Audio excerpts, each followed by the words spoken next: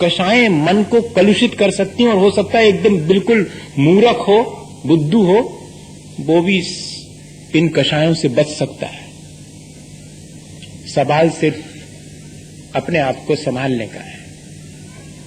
अगर ज्ञान अपने को संभालने में कारण बनता है तो वो ज्ञान श्रेष्ठ है, और ऐसा ज्ञान जो कि हमें हमारे जीवन को पतित कर दे, ऐसा ज्ञान कोई काम का नहीं है।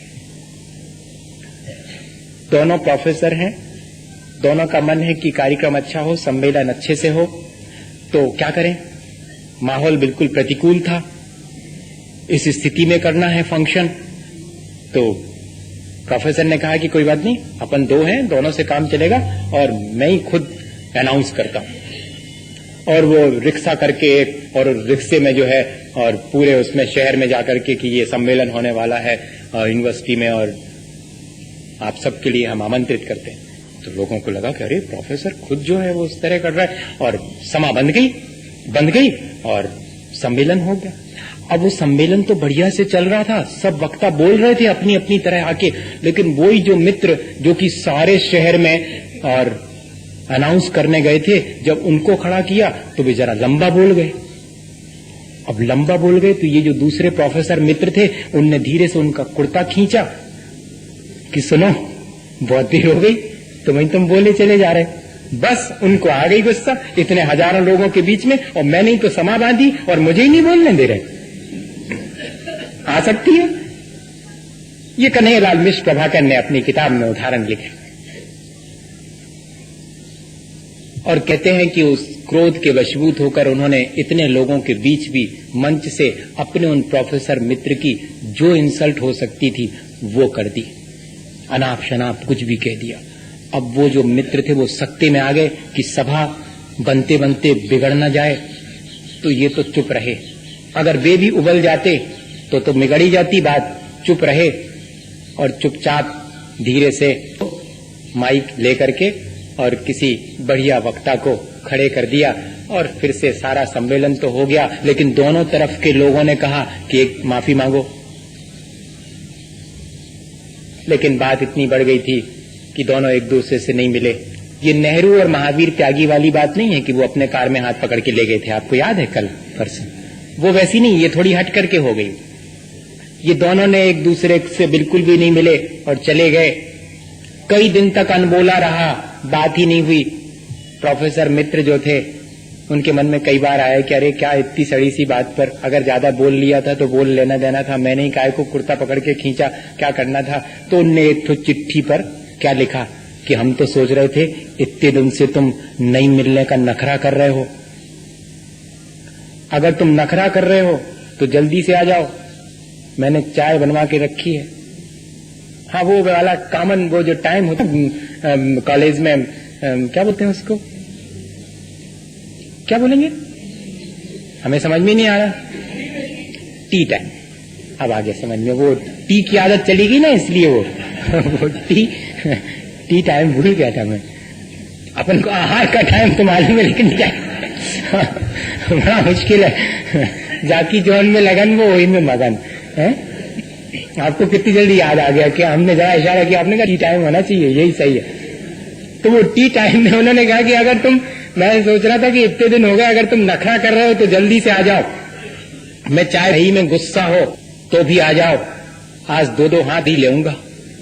हाँ, ऐसा लिख दिया उस चिट्ठी पर कि अगर हमने तो सोचा था तुम नखरा कर रहे हो तो कोई बात नहीं, बलिहारी है तुम पर, और अगर गुस्सा कर रहे हो तब भी आ जाओ, आज तो 2-2 हाथ करने का मन है। और जैसे ही ऐसी चिट्ठी, हमारी ये कलुस्ताएं हैं, और जैसे ये चिट्ठी पड़ी और भी आए और आके जो है, और इनने भी खड़े होके हाथ पकड़ लिया कि आओ बैठो। अब वो मित्र जो है माफी मांगने के मूड में, इनने कहा कि नहीं तुम तो चाय पी लो, और चाय पीते पीते और वो मित्र बोले, कहने लगे भैया उस दिन जरा बेवकूफी हो गई। तो इनने भी धीरे से कहा, किसकी, मेरी या तुम्हारी, और दोनों ने जोर से ठहाका लगाया और गले मिले। और बताइएगा, हम इस तरह अपने मन की कलो एक दूसरे के साथ जैसे बढ़ा लेते हैं, ऐसे ही एक दूसरे के साथ मिलकर अपनी इस कलुषता को क्या हम वॉश आउट नहीं कर सकते? हम कर सकते हैं। स्वयं नहीं कर पाते हैं तो दूसरे की मदद से हम इस प्रक्रिया को थोड़ा सा विनम्र होकर के, थोड़ा सा झुक करके अपने मन को कलुष होने से बचा सकते हैं, इसी भावना के साथ कि हम सब अपने मन को निर्मल बनाएं और ये कलुषता का संस्कार जो हमें निर्मल होने में बाधक बने, हटा करके अपने जीवन को हमेशा के लिए आ सके। इसी भावना के साथ विद्यासागर मुनि महाराज। हे गुरुवर शाश्वत सुखदर है, नग्न स्वरूप तुम्हारा है, जग की नश्वरता का सच्चा करने वाला है।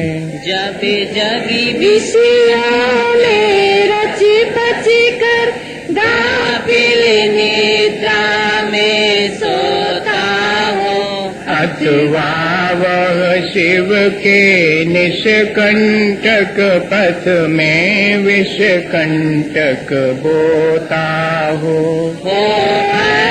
निशाता सन्नाटा, वन में वनचारी चरते हो, तब शांत निराकुल मानस तुम तत्वों का चिंतन करते हो। करते तपशैल नदी तट पर, तरुते वर्षा की झड़ियों में, समता रस पान किया करते, सुख दुख दोनों की घड़ियों में। अंतर ज्वाला रती वाणी, मानो जड़ती हो फुलझड़िया, भवबंधन तड़ तड़ टूट पड़े, खिल जावे अंतर की कलियां। तुम सातानी क्या कोई हो, जग को देती जग की निधिया, दिन रात लुटाया करते हो, शम सम की अविनश्वर मणिया।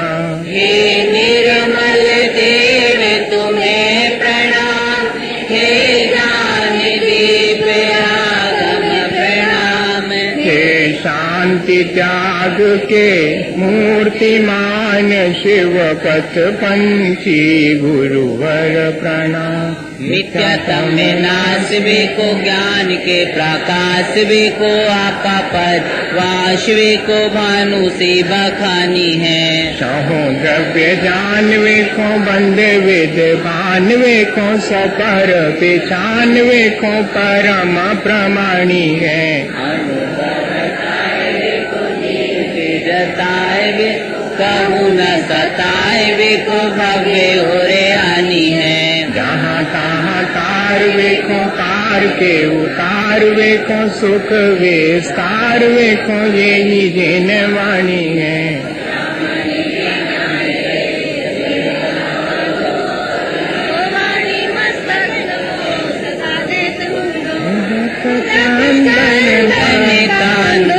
पुष्प कई चारु सुदीप सुधूप फलार्घि कई, धवल मंडल गाने रवाकुले, जिन गए मुनिराज महम यजे। ओम दीप श्री 108 परम पूज्याचार्य गुरुवर श्री विद्यासागर जी महाराज की संगत, मुनि श्री समर सागर जी महाराज, श्री भव सागर जी महाराज के चरण कमलों की पूजा अनर्पण प्राप्त है। ब्रह्म निरपांति स्वाहा।